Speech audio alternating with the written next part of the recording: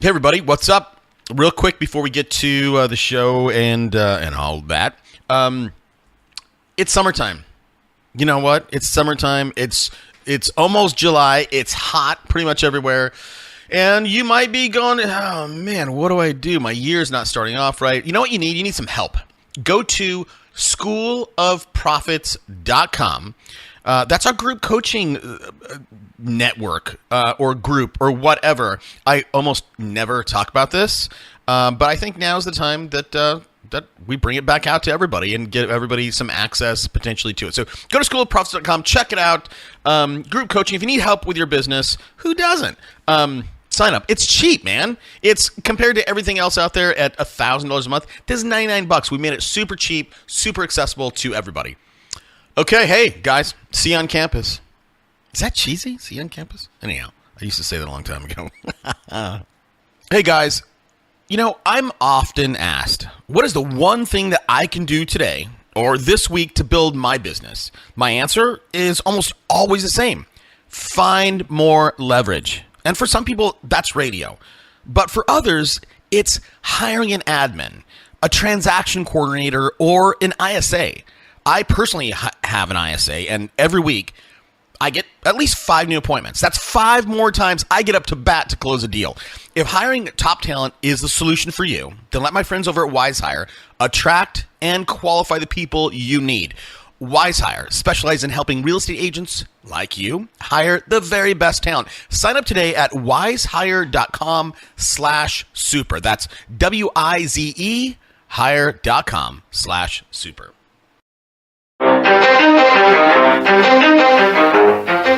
Welcome to Super Agents Live. This is the one place where you can come and hear the most successful people in real estate.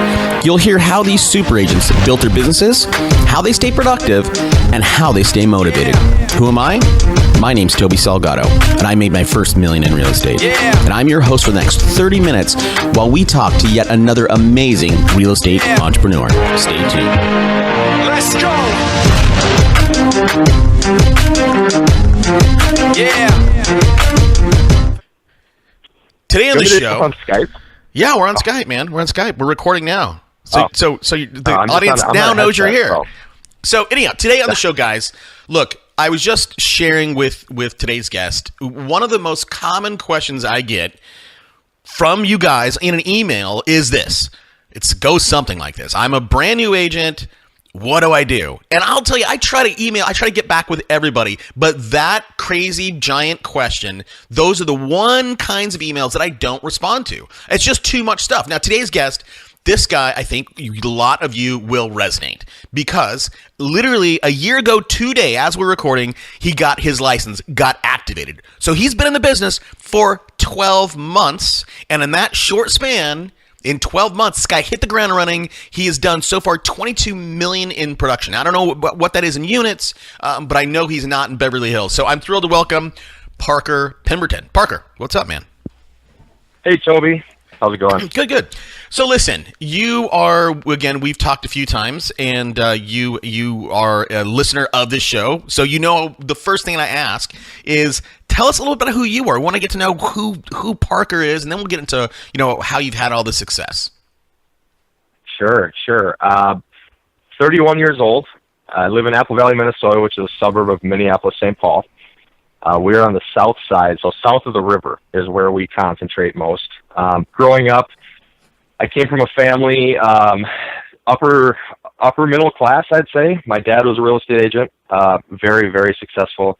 Actually, probably the top agent in this area. So growing up, I was always around that, his life, his business, listening to his phone calls. It's funny, people ask me how long you've been in real estate, and I've just hit the 1-year mark, but I tell them, my whole life. It's been 25 years. He's been taking me on appointments since I've been 5 years old. So it kind of, it just has kind of engraved in me, the passion, what it takes. I know it's been like that with everything in my life. I started off, school was never really struck with me. I didn't like sitting there all day. I didn't like being, told what to do and when I had to do it. I was really into sports, super competitive, played every sport under the sun, specialized in hockey and ended up getting a golf scholarship to the University of New Mexico. I played there for 3 years, which was absolutely fantastic. Took me all around the country and got away from Minnesota, which is important because when you're from the Midwest, you tend to not get away very often. After school, I turned professional, and I played professionally for almost 5 years. It was 4.5 years. Tore my shoulder. I was a mini tour player, so I'm living out of the car. I was caddying at the time to get by, and if somebody's listening out there that's been through that, you know exactly what that's like. But we should touch back on that further because the caddying experience was extremely important to me, and I think it's the reason why I've had success here too. But okay, hold on. There's a ton of the stuff that we can dig into here. So let's dig in. And this is totally as an aside. I bought a house in 2001. I still own it. I bought a house in 2001, and Phil Mickelson grew up there, which is kind of funny. Is it at the Bridges? Or is it down? San Diego. It's in San Diego. Yeah. Okay. So he's a member of the course down there called the Bridges. That one of the members at the course that I caddied at would take me out there. So anyway, when I was caddying, it was at a course in La Quinta, California. So I was out in the desert, and I was there for two full winters, and probably the best experience of my life. But anyway, I wasn't satisfied with being a caddy. I was serving people, and I was serving billionaires and millionaires and sports stars, and that was cool. But inside me, I knew that there was something greater that I needed to go accomplish. And so I came home. My dad had just he'd just getting out of the real estate crash here in the cities, and things were starting to pick up. And he said, "Why don't you come back in the business with me?" He's never pushed me at all into it. He's always let me and my brothers decide what we want to do. And I said, "You know what? I want to do my own thing." So I took $400 and I went and bought 2 walk-behind lawnmowers on Craigslist and started a landscaping company. Okay, hold on. Wait. Stop. Hold on, Parker. We got to go back because I wanted to go back a minute ago. I told you that Phil Mickelson, and then you jumped back on your horse. Here's what I want to talk about. That. No, that's fine. So 2 things, right? So there's 2 things that struck me with this conversation. One is the seemingly you got some of your knowledge on how to do deals in terms of maybe sales and persuasion by osmosis from your dad. And I think of course potentially there's also this osmosis effect with you caddying. But more importantly, I think at the base of this story, right? You're a guy whose school didn't stick with you. You didn't like being told what to do.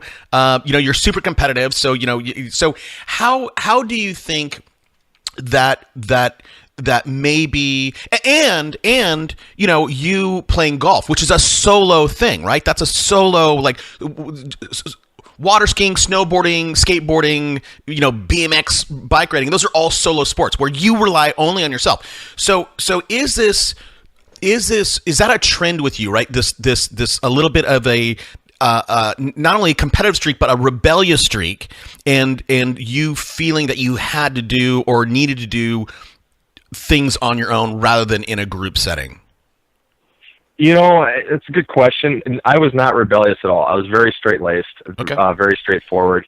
But I learned from my dad that there's always bigger achievements out there. There's always greater things to accomplish. And if you worked hard, you could have whatever you wanted. And he always engraved that in me. And in golf, you can go out there. I had several rounds where I'd go out and shoot in the low 60s. Wow. And, I'd have 10 birdies, I'd have 18 greens, and a seemingly perfect golf round.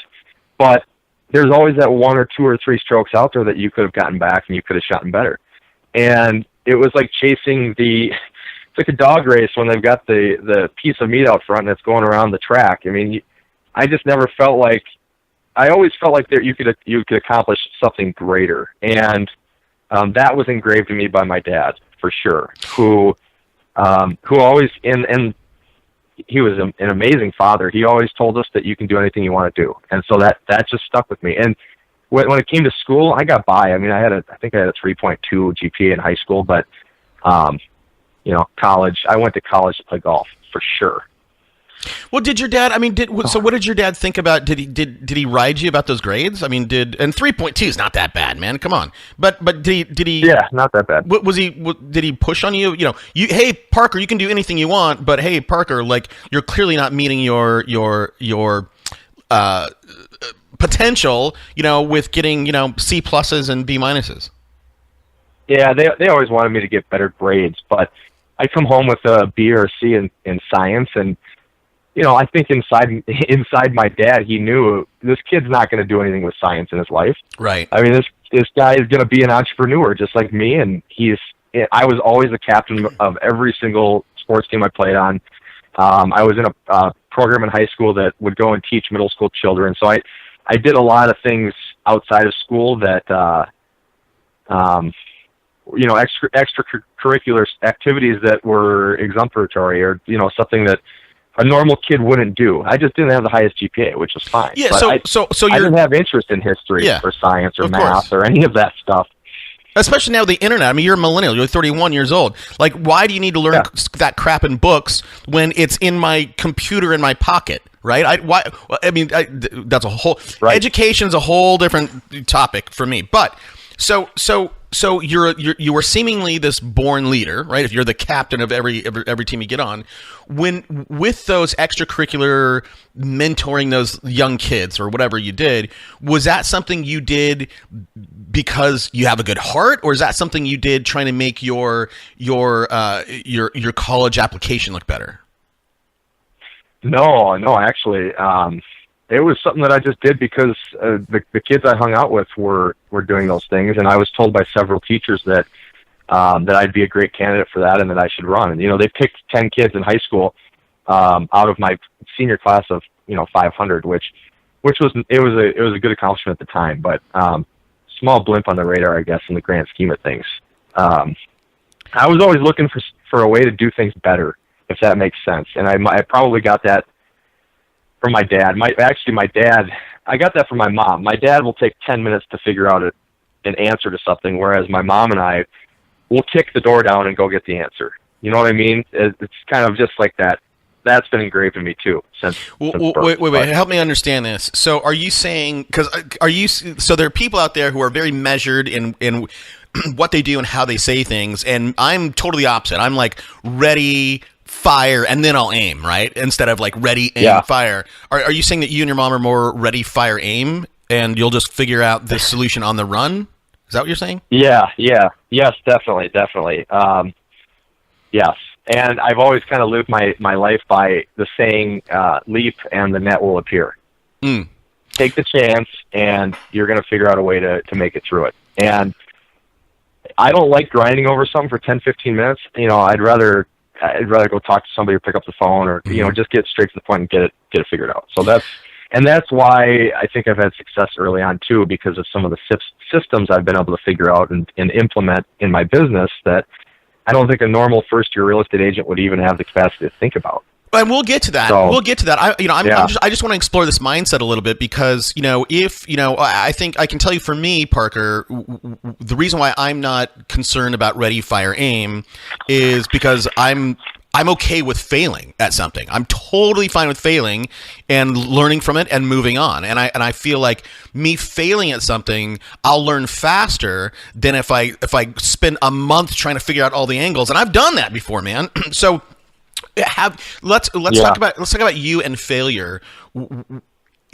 Have you experienced massive failure in something other than, dude, don't tell me, you going out and shooting 100 on a hot, day in the desert was you failing? Like, is there something that you've failed at? And how did you learn not to be scared of failure? Let me ask that. Yeah, that's a really good question. So I've learned it through failures and through experiences where everything where I'm at today is completely 100% from the failures I've had in my life. The first major one was not making it on the PGA Tour. That was a huge failure to me at the time. I don't look at it the same way anymore, but at the time, I could not have felt worse about making the decision to move home and give up the dream of playing golf because I was extremely good at it. And I spent my whole life doing it. So it was something that was very difficult to get away from. And looking back on it, if I had the mindset I have now, I would be on the PGA Tour. But that's not how life works. You have to learn those things through experiences. And that, I would say, definitely is the first failure. My dad would tell you differently. He'd say, hey, you did what 99.9% of people out there couldn't do. But I had a goal of playing on the PGA Tour since I was 6 years old, and I didn't accomplish it. So that was a failure to me. Because the next was wait, hold on. Because you quit too early. I'm sensing that you just quit too early. I did. I made the decision when I was 25 years old, and golf's a weird sport. It's the only sport where you continuously have to keep proving yourself. There's no contracts. If there was a draft in golf, I would have been picked in the second or third round. Coming out of where I was ranked in my in NCAA coming out of college, but it doesn't work that way. And it works by going through Q school, and it works by playing your way into that position. And I had all the skill in the world, but between the ears, I wasn't strong enough. I didn't fully believe in myself at the time, and that's why it was so tough to move past it, because I knew I was good. I hit it better than anybody.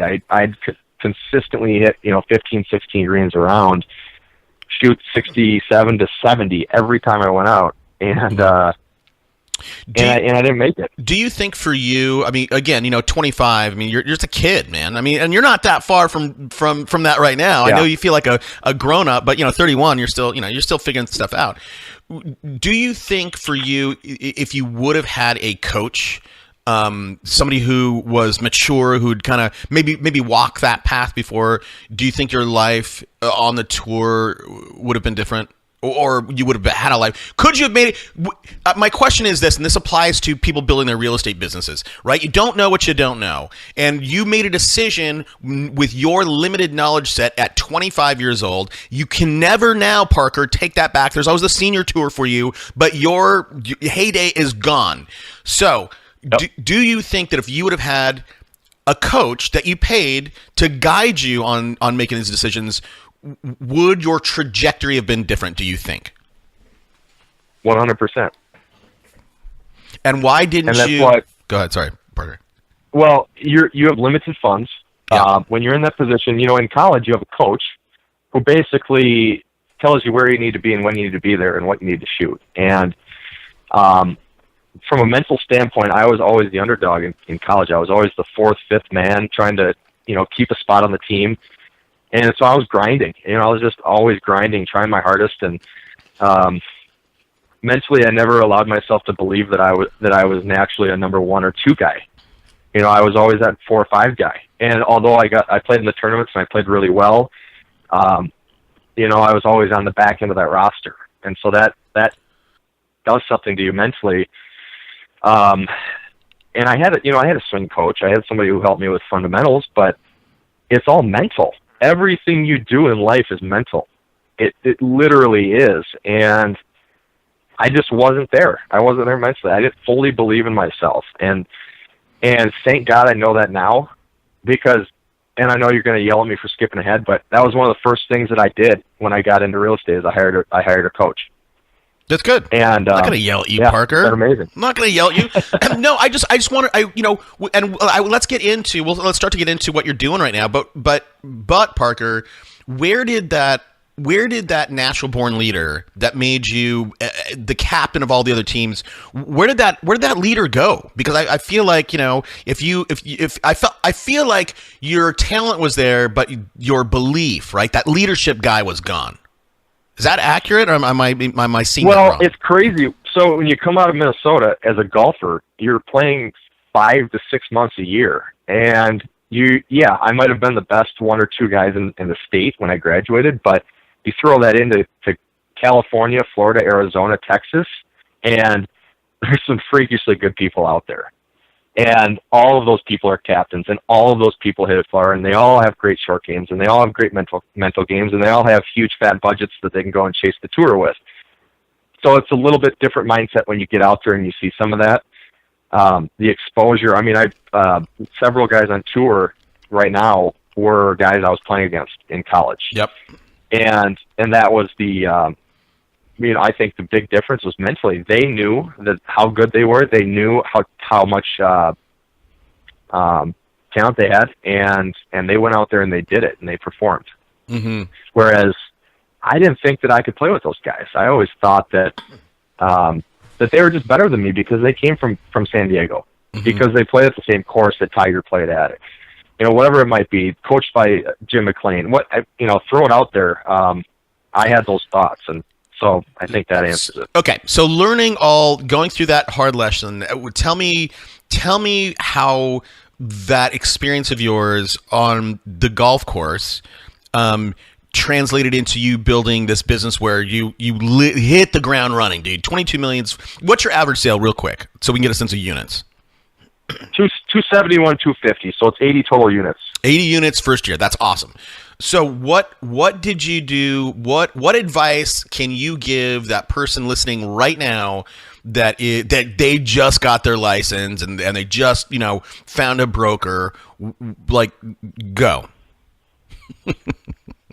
This is not a business that you work part-time. This is a business where you get in and you can expect, if you want to have any success at all, you need to work 50, 60 hours a week in the beginning. And my advice to a new agent, first of all, be in the right mindset. When I came back into the business, I had the opportunity to hit the reset button, and all of those perceived failures in the past didn't matter anymore. And when I got my license, I said, you know what, I'm going to give this everything I've got. I'm not going to look back.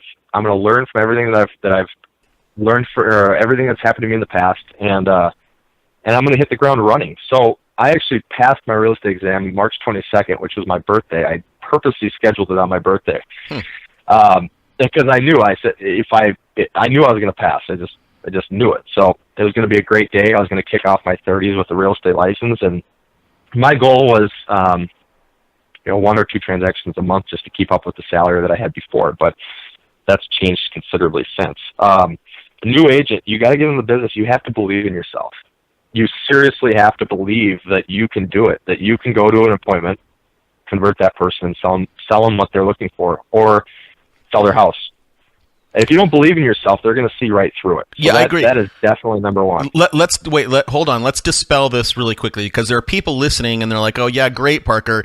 Yeah, but dude, hey Parker, man, your dad was the number one guy, and everybody. You went to school there. You were the, everybody, Parker. You were the football captain, the golf guy.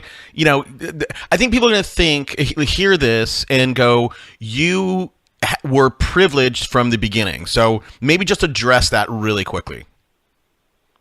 Yeah, I think that I probably have it better than anybody. And not that things are given to me, but that the blueprint has been written, and I have somebody to learn from my dad.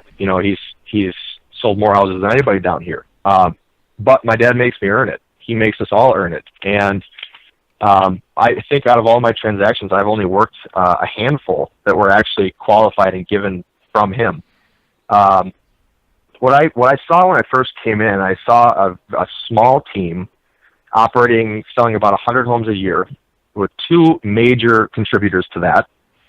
And I saw so many leads coming in and so much action and 40 years of past clients, and there's just so much untapped potential in the current business when I came into it.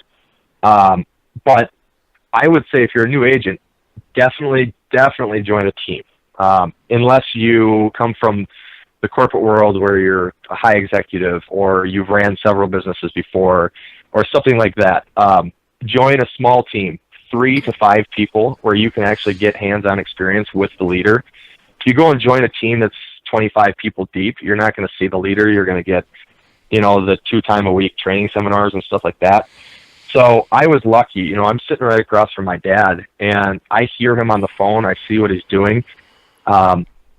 And if I have a question, I ask him. The first 3 months, I asked him everything I possibly could. And Parker, sorry, man. Let me just not. I don't want to cut you off. I apologize about this, but I just want to say something. Let me throw my 2 cents in about the team issue, because I don't disagree at all. I think if you're brand new, you should join a team, because with the same qualifiers that you just mentioned, unless you have ran a company before, because there's an interesting industry in whereby I don't want to take up too much of your airtime, Parker, but this is an interesting industry where people are learning two things simultaneously for the first time. And that is, one, they're learning real estate, like how to do it, unlike, your electrician. And they're also learning how to run a business. And that's why I think, when you're trying to learn those two things simultaneously, that's why so many people, I think, wash out. And so I agree. One, people should join a team to learn how to run a business and how real estate works. But two, don't join a team where you're pigeonholed into just a buyer's agent, unless you want to be a buyer's. Yeah. I've seen this too many times where I encourage people, hey, I've made introductions. I'm like, hey, go talk to this guy. I know they're killing it. They get hired. I find out a month later that they're like, dude, I can only work with buyers. And I'm like, what are you talking about? And they're like, I can't work with sellers. And I said, you're telling me that if your mom came and said that she wanted to sell her house and use you, that you would have to turn that lead over to the team lead. And they would say yes. So real quick, everybody, join a team. Don't get pigeonholed. Sorry, Parker. No, I agree with that, Toby, 100%. And that's why I recommend joining a small team, because at some point the team leader is going to go out of town, and you're going to need to go on a listing appointment or two, and then you're going to be able to prove that you can go on that listing appointment and close it and get the paperwork signed and get the house online.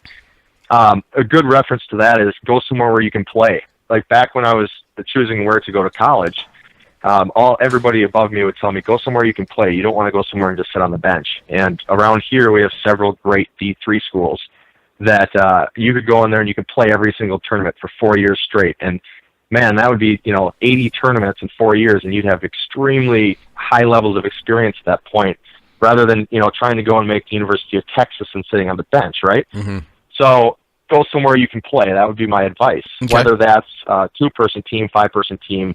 Or if, you're just a complement to one other person even, but you need somebody to give you that guidance and somebody to show you the way, because this business is dominated by high performers. I mean, that's why 75% of people are out of the business in their first year, right? Mm-hmm.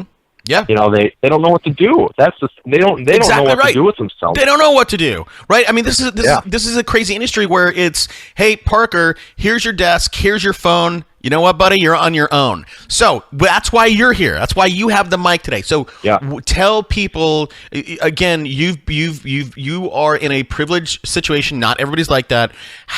What are the first 3 things people should do after they get their real estate license? Join a team, yes. Now, what are the next 3 things? If they're the right personality type for that, yes. There's going to be people out there like. And I wasn't ready to go out on my own. If you would have thrown me in a cubicle with a phone, that would not have worked with me. So I am very lucky there. You got to set up everything correctly from the beginning. So, and what I mean by that is make sure your mindset is right. Make sure that you've got spreadsheets set up where you can track everything that you do. Make sure that you have a CRM. Make sure you know how to work your CRM. An agent's database is the most valuable spoke in their business, right, Toby? Yes, sir. At 100%. So get your CRM set up. Put everybody that you know in there. I'm not telling you to go by the Keller model and call everybody 4 times in the first 3 weeks and bug them, but you want to let people know. When I made the switch, I shot them an email, everybody in my network, and I said, guys, this is going to be the last email you hear from me, but I just wanted to let you know I sold my landscaping company. I've moved back into the real estate space. We are a very high-functioning group. If there's anything we can do to help you buy or sell a house, please let me know. And that was it. And then I continued on with a social media presence, and I've picked up a dozen or so just friends or referrals in the first year because of that. So I would definitely recommend that too. Do you have a niche, Parker, or a USP that because I think it's pretty not to, I mean, dude, you're a young guy just starting, but just coming out, sending me a cold email saying, hey, I'm in the real estate, I don't mow lawns anymore, now I'm selling $1 million houses. Hey, Toby, if I can buy or sell a house for you, let me know. Maybe that's how you first started, but have you evolved to today a niche or having some kind of unique value proposition for yourself? Yeah, well, when it started, the value proposition was right up front with people. I'm new. There's no doubt about that. I come from a real estate family, but I am going to give you 100% of my time and my effort, and I am going to be your guy. I will never let you down. I'm all over the ball. You can call me at 8 a.m., 10 p.m., midnight, whatever you want. I'm on it. Brutal. And that's how I started. So that's how, yeah, I know it is brutal, but that's how I started, and people liked that. If I have a niche, two niches. One is the south of the river market. So in the Twin Cities, you're either in Minneapolis or St. Paul, or you're north, south, east, or west. And there's about 2 million people here, I think. Mm-hmm. But we're south of the river, so I don't go and mess with the east or the west or the north. We stay down here, and this is where I grew up. I know every street like the back of my hand. When I'm doing an open house, if somebody walks in and says, yeah, I'm looking for this or that, I can tell them exactly where it is, pointed out on a map, because I know the area so well. Yeah, and that helps me a ton. I know the inventory better than literally, I think better than anybody, because I'm studying hot sheets day and night, and that's what's helped me sell. I've sold 60 buyers, and to be able to sell 60 buyers, you have to be able to know what's out there and communicate that with the buyer, because if you don't, then you're going to be showing them 15, 20 homes, which won't work with me. No. But the other niche would be Zillow. We're really big on Zillow. So at least in our market, I know there's some guys out there, some guys that have an absurd ad spend, but we get about 100 leads a month. When I came into the business, my dad was giving me all of his passwords, and I went into Zillow and I was like, what is this? Why are there 300 people you haven't even reached out to? And he's like, oh, well, we don't have time. These things come in all the time, and we don't, but none of them are serious. So the first thing I did was I called all 300 people. I pulled 2 sales out of it, but more or less, I figured out the Zillow platform. And in my opinion, I know there's a lot of critics out there, but Zillow is a fantastic company, and if you know how to convert leads well, Zillow is a great place to be. Out of those 80 sales, Toby, I've sold 55 from Zillow. Yeah, and look, so Zillow, I am a critic of Zillow, and there are very few markets that it works, and when it works, it works. The problem is, dude, it's on the wrong side, and I would tell you, Parker, that you're capped, dude. You're capped. If you're doing 80 deals, 60 of them are buyers, like you are never going to get to 120 or 160 with this model. Again, I agree. So how do you plan on wait, you know what I'm going to ask you? How you plan on change? Oh, yeah. But let me go back again. Because we're talking to that newer person. So what is your advice for that newer person who doesn't have Zillow, or Zillow doesn't work in their market, and they find themselves a little bit strapped in terms of marketing budget? Yeah, absolutely. So you got to get in front of and talk to as many people as you possibly can. Okay. That can come from anywhere, right? It can come from the grocery line. It can come from barbecues. It can come from social events. Open houses are one of the best that you can possibly do. I pulled millions of dollars from open houses early on. It's unbelievable. But that's, the mindset has to be meet as many people as possible, let them know what you're doing, and let them know that you're the guy or the gal that's going to help them if they're looking to buy or sell. And if you're a new agent, you got to be doing a couple open houses a weekend. I think that's just a given.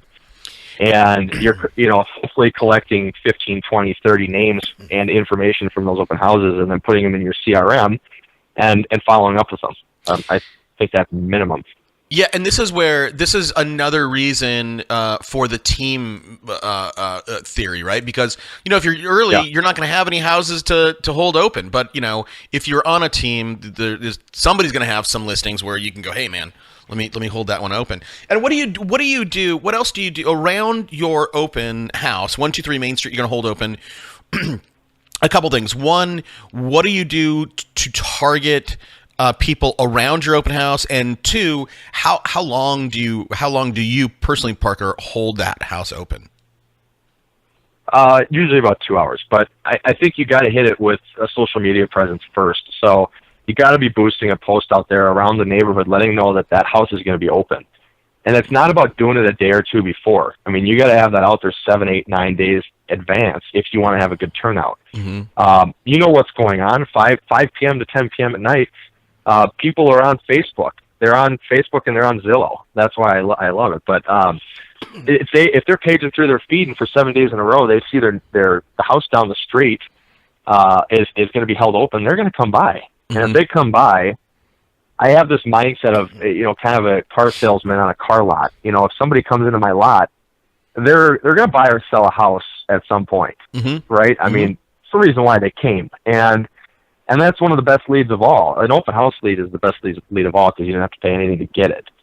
But I'd hit it with that. If you have a tight-knit community, maybe there's an association, I would go and introduce it in person and door knock them. Spend 2 hours just on foot going to door knock them and tell them, hey, I'm having an open, come by. I'd love to meet you. And if you have a little bit of a budget, you can send out some marketing materials if it gets there too. But early on, I found that people would put their emails and their cell phones incorrectly, so I had to find a way to get around that. And it kind of came back to just that mindset of always trying to figure out a way to do things better. So I started to give away gift cards, gift cards to local restaurants around here. And if somebody came into my open house and they had a chance to win a $100 gift card, sure enough, I'd have their full information. So that'd be my advice to those people who might not be getting accurate information: is give something small away. Well, dude, anything. Yeah, I agree. I think, promotions, giveaways are, I would give away an iPad mini. What's that? $300? Yeah. And I think something tangible, like especially if you have that iPad mini sitting there in the wrapped up on the table, right, where you're asking for, contact info. I think something tangible is way better than, for me anyway. If you said, give me your email address and you have a chance to win $100, I'm like, I don't care about $100. But for me, if you go, hey man, see this iPad mini, everybody who goes through, we're gonna raffle this off next weekend or whatever. I'd give you my stuff because I'm like, because I'm thinking about gifting that. I'm like, you know what? I'm gonna give that to Blake, my little 9-year-old. I'm like, dude, Blake would love that thing. So. Anyhow, I would say you do something tangible. So the one thing that you didn't say, Parker, and I'm sure it's on your list, but let me just. So when you hold 123 Main Street open, two comments I have. One, when you boost or create an ad on social, on Facebook, and target that area. What I would urge you and everybody listening to do is hold something back. Right? Show them the picture of the house. Show them the 123 Main Street. Say it's 4 bedrooms, 3 baths, but don't tell them how much it is. Right? Like hold something back to where they have to initiate some kind of contact with you to take your relationship one step farther. And the second thing in terms of marketing it is, you could circle prospect. You can, a land voice data can get you all the phone numbers of the closest 300 houses to your opens and spend 2 hours a day, calling all those people and saying, hey, I'm Parker, we're holding 123 Main Street open. Yeah, 100%. Circle prospect. So just let me ask you, do you do that, Parker? I did sign up for Land Voice Data. I do have that information. I do not circle prospects. No. Fantastic idea, though. Okay. Fantastic. Start doing it. It'll help you. All right, so let's go back to that question I was going to ask earlier. What is your plan to get away from... Hold on. Let me ask you one question before that. Why in the world, Parker, have you not started building a team? Why in the world are you doing 60 buyers, but you haven't hired a buyer's agent? Well, we essentially have. When I came into the business, it was my dad and one other person. So, and her name's Nicole. She's a rock star. And Nicole she's with us, still crushes it. But I'm sitting there and I'm thinking, all right, especially when the Zillow Zillow converting started to really kick in, and I had 10, 15 sales from Zillow. I went out and bought a couple zip codes, and I started teaching people how to convert them. And we ended up bringing 2 more agents in. So we brought an experienced agent of 20-some years, awesome guy, and then a newer agent who came from the new construction background. And all of our team members, we meet a couple times a week to talk about those skills and what's going on in the week and how they can be doing better. And Sure enough, Toby, we're at 95 sales this year. Last year we sold 135, and we're on pace for over 250.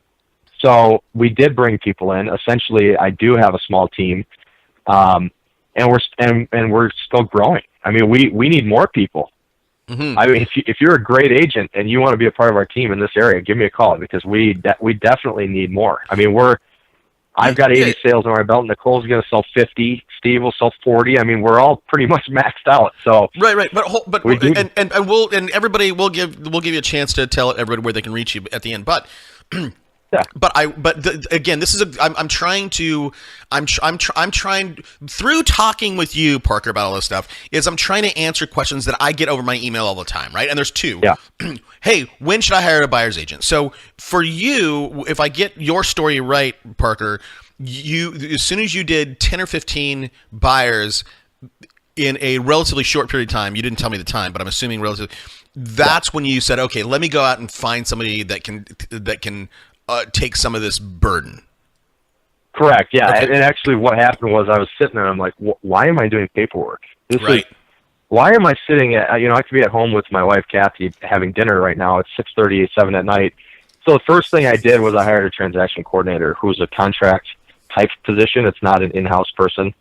So I pay her on a contract basis. She does all my paperwork, and that freed me up a lot more time to go sell. And then I started we just had, my. Wait, sorry, Parker, hold on. Because everybody, like, if we are salespeople, I shouldn't be doing any paperwork, and I don't, and you shouldn't be either.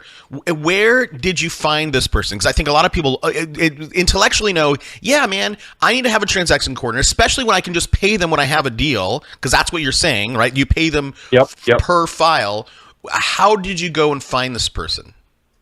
They're all over the place. I mean, ours is local. She grew up here. She does a really nice job. The thing is you really got. I mean, if you do a simple Google search in your network, if you're in your area code, you're going to find it. There's also national subscriptions that you can hire too. But I did the math. I figured out how many transactions do I need to do before it actually makes sense to hire somebody in person, and we're there. So we're currently holding open applications for an in-house transaction coordinator, because we're at that point where it makes sense. But back to what you were asking me, if you're a new agent, the first step is not a buyer's agent, in my opinion. I agree. It's somebody to take the small stuff away from you, so you can do money-making activities throughout your day. And the more money-making activities you can do, the more profitable you're going to be.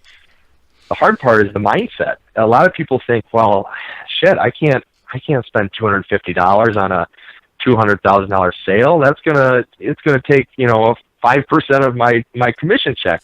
But in reality, it's freeing you up to go and do more. And again, it just came back to that mindset of leap, and then the net might appear, or it will appear, and that's what I did. So several of our agents are using that person now. That's great. So, well, but I think here's how people should the questions people should ask. Like when I help people with this there's a question I ask them. I say, hey, Parker, how much do you want to make per hour? And I'll ask you that, Parker. How much do you want to make per hour? I want to make $500 an hour. $500 an hour. So hold on. Let me just reverse engineer it to find it. Yeah. Times 8. Wow. Okay. That's $1 million a year. Yeah. Okay. Yeah. Well, that's fine. That's great. It's $1 million a year. But so whether everybody out there listening, whether your number is $50 an hour or $500 an hour, and I would say to put this in perspective, everybody wants to. I have no idea, but everybody's like, I want to make $100,000, right? 6 figures. That's nothing, but okay. But $100,000 you can make with $400 a day. $400 a day is $100,000 a year. It's like slightly less, like 98 something. But the thing is, ask yourself, how much do you want to make? 50 or 500 or whatever in between. And if whatever you're doing today, right now, if you can outsource that task for less than 500, do it. Right? That's the only way you, Parker, are ever going to get to $500 an hour, is if you're outsourcing that $200 an hour work out to someone else. Yep. Yep. Okay. 100%. You knew that, but again, I'm telling the audience, not you, buddy. Oh yeah. All right. So 10 or 15 deals. You hired a buyer's agent. You had to get in the right mindset of it. Do you have an admin other than your transaction coordinator? And at what point did you hire that admin? I'm currently in the market. I'm trying to do my best I can to pick the right person, but I am currently interviewing people for a full-time admin spot. But the next thing that I did was I sat down and I thought about what's taking my time away the most from what I need to be doing, and it was taking phone calls from internet leads and other lead sources. So I was thinking, man, these other big teams that I learned from, they all have ISAs in place, and I can't have an ISA right now. So what's the next best thing I can do? So I went online and I started researching autoresponders and technologies that might be able to offshoot some of that stuff and save me some time. And I found a program called Agent Legend, and there's a bunch of them out there, and I've tried them all, but this is the one I like best. All of my leads now go through Agent Legend, so my phone doesn't ring. It automatically contacts them and handles them as an autoresponder. Well, explain, and the way that I have it Parker, set up. Parker, yeah. Explain for those. There's people 100% hear autoresponder. They don't know what that is. Explain what that is. Yeah. So let's say Zillow, for instance, we get about 100 Zillow leads a month. So a lot of times I'm on an appointment, I'm on a phone call with a client, I'm with somebody, I'm at a closing, whatever it might be. The key to these internet leads is getting on the phone as quickly as possible. So I noticed the busier I got, the less likely I was to answer the phone. And so my autoresponder now, if you call it or if you email it, I have a scheduled follow-up plan in place through this program that will immediately send them a video. Most people will be text or phone call, but a video that says, thank you so much for contacting me. Unfortunately, I'm with a client right now, and when I'm with my clients, I give them 100% of my time and energy. If you would let me know a good time to call you back, I will be with you as soon as possible. And so that gets sent out to them. I'll be on an appointment, and my phone will ring, and it'll say lead service, Zillow lead service, and my autoresponder will pick it up. The person will then text me a time that they want me to call them back. If I'm able to call them at that time, I will, of course. If I'm not, I'll call somebody on the team and say, hey guys, here's the information. Can you follow up with this person? So that is captured in a crazy rate. I have almost a 70% response rate from that. And it's served its purpose. I mean, it's helped me a lot. So I wasn't able to afford a full-time ISA at the time, but by just creating a little bit of technology and then programming it the way that I wanted it, I was allowed to have some more time to do what I'm supposed to be doing. Well, I mean, does that make sense? 100%, dude. I mean, so going. I think another question people should ask, similar to, how much money am I worth per hour is, whenever I'm doing a task, the first thing I think about is, okay, can I delegate this? Yes or no? Can I automate this? Yes or no? And 3 is like, do I even have to do it at all? And it's amazing when you ask yourself those 3 questions, it's amazing how many things that you're doing. This is my life, man, that I'm like, I don't even really need to do that. Like, that's a pretty low priority thing. It's nothing's going to break if I don't do that. But let me challenge you a little bit. Why do you think you couldn't hire an ISA? I have a virtual, an ISA is an inside sales agent. I have an OSA, an outside sales agent. But dude, I have a guy that makes 200 plus calls a day for me, and it costs me like $1,500 a month. Yeah, that's awesome. It's intimidating. Honestly, your first year in real estate, things are going great. But to pull the trigger and hire 3-4 people off the bat in your first 6 months is tough to do. And I'm as risky. I'll risk more than most people will, and I'll bet on myself more than most people will bet on themselves. But I have to admit that's a tough investment to make when you're still figuring it out in the first 6 months. I recognize the fact, if you can have an ISA that's number one for sure. If you can have a VA, that's number two. And then if you're in the other 90%, a autoresponder follow-up plan is awesome, because even 10 days down the road, Toby, a lead that hadn't responded they have come out of the woodwork and said, "Hey, I'm ready now. Do you mind if we meet and discuss my search?" And so, and that's great. I've got it pre-planned out to, well, right now it's about 33 days, but no, first off, you got to hire somebody to do your paperwork. Yeah. Second off, that either choose a VA, hire an admin if you want. Yes. But make sure you have everything set up from the beginning, and make sure you know how much taxes you're going to pay. I mean, make sure you're saving money for taxes.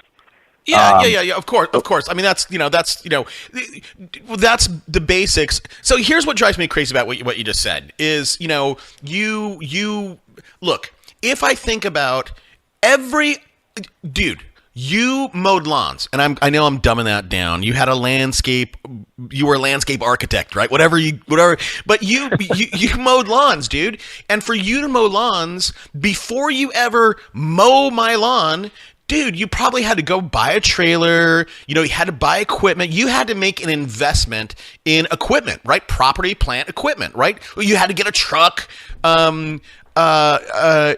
So it's amazing to me that even a landscape guy, and you name it, everybody when starting a business has to make an investment in their business before they even open the doors. And I think it's a little bit of scarcity mindset to think, oh, I can't invest $1,500 a month or $2,000 a month in a tool, dude, an ISA, a tool that's going to go earn me, a 10x return on my money. So anyhow, that was my rant. I agree with you, Toby. Okay, I agree with you. Thank you, man. And now once you've built up a bankroll, it's way easier to do those type of things. But if you're a new agent, it certainly can be intimidating. I mean, I know a lot of people in my office here that they sell $10 million a year and they don't have anybody. They just do it all themselves, and they'll never move past $10 million a year because of that. Right. But more than that, here's the thing. More than that, and why you need to duplicate yourself with an ISA and all the human capital that we're talking about is because that person doing $10 million, if they get sick, guess what? They're going to do $8 million, right? If they go on vacation, their business stops. So we all want a predictable, repeatable business. And the only way to do that is to have human capital working when you're not. So that's, again, my challenge to everybody out there. Like, take the leap, my man. Take the leap. All right. Hey, listen, we got to start wrapping up. I probably talked a little bit too much in this, buddy, but you're one of those kind of guys that just you're going to keep on rolling if I let you roll. So I had to stop you. What's something, what's coming, right? I don't ask everybody this, but what's something that you know now that you wish you'd have known 12 short months ago when you started? It's a good question. I mean, I've learned hundreds of lessons along the way. To be honest, I didn't know how much hard work it would be. And I knew it was going to be hard work. I've always been a nose to the grindstone type of guy, but it's tough. I mean, you got to handle personalities of all sorts, all different walks of life. I guess actually to answer your question, that's the hardest part is how many different personality types you'd have to learn and figure out how to handle. I mean, it's tough. I've had a couple situations where my personality just does not mix with that person. Mm-hmm. And it's tough. It's tough, and that's okay. I mean, now I know that's okay. What's okay? It's okay if somebody has expectations and ours don't align. To tell something rather than just going and killing yourself over just getting a sale. Yeah. I've had two situations where I've just said, you know what, I honestly don't know if our system's the best for you. I don't know if I'm the best guy for you. I'm sorry. And to offset that, to unload that anxiety and that stress makes me be able to do more and better stuff. Way more. I know Yeah. Yeah. I mean, I think again, this goes back to mindset. I mean, I'll tell you, with me, I don't work with anybody that I don't absolutely love. Like my time, right? I'm quite a bit older than you, but dude, if I don't really want them on my team, I'm like, dude, they're not for me. And I can tell you that here's a weird dynamic when you are optimizing to work with certain personalities or to have certain kind of relationships with your clients. For me, like there's a different power dynamic that I have with my clients rather than how most people will. Like, me and my clients are very much peers, even though the people that I represent, like on radio, like I guess they're my, they're paying me, but there's very much a peer. I don't know. It doesn't feel like work. It feels like I'm hanging out with my buddies all the time. So Sure. But again, I think you have to have an abundance mindset to go, hey, Jimmy, look, man, dude, I just don't like the way you want to call me at 8:30 every night and the shit that you say. Sorry, I try not to curse on this thing. All right. Okay, so that's a good one. How have you handled that? Do you just walk away and say, hey, look, we're not a good fit? Or how do you handle that today? Oh man, it's tough. It really is. When you do this many transactions, you're going to run into a couple people where you just don't get along with them.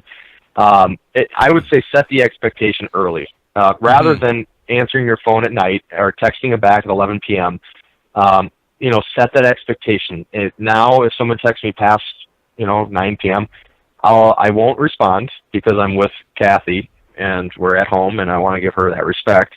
And I'll call them the next day and explain why I wasn't able to answer them. And if you do that, then you have a common understanding of, okay, he has a family. I understand. We're not going to be talking past 9 p.m.